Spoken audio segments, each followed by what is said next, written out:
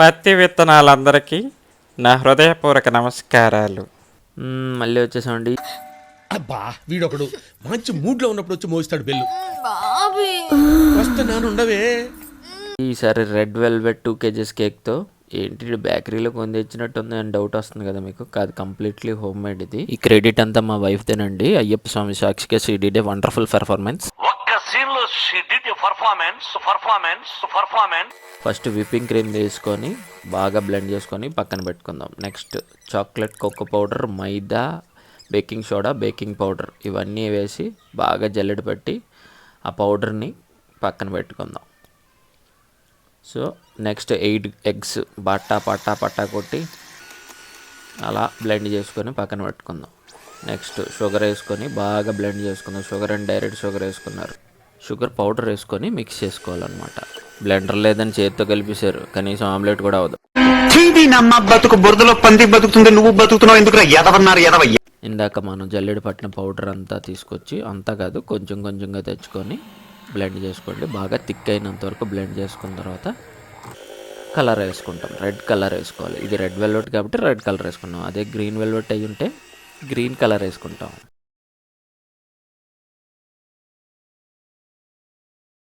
మంచి కలర్ వచ్చినంత వరకు బ్లెండ్ చేసుకుంటూ ఉండాలి. అది కూడా చూసారా, ఏషియన్ పెయింట్స్ కలర్లో ఎంత బాగా వచ్చిందో. మొత్తం పెయింట్ అనుకుని గొడవ పామేశారు. ఇది కేక్.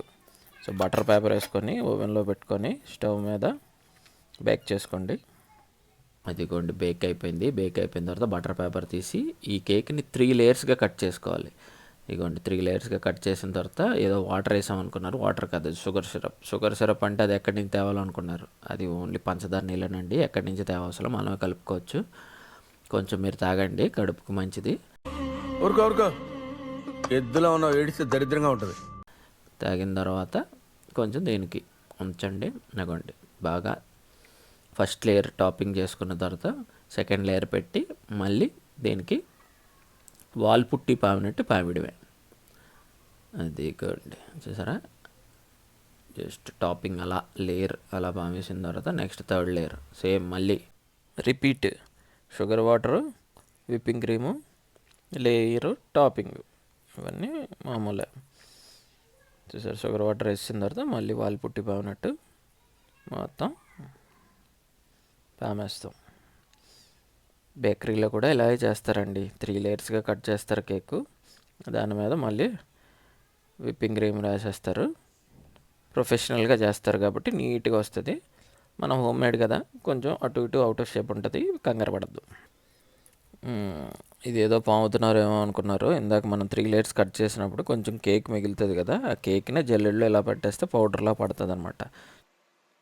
ఓపిక ఉంటే ఇంట్లో ట్రై చేయండి, లేకపోతే మూసుకొని సబ్స్క్రైబ్ చేయండి. ఉంటా. Thank you.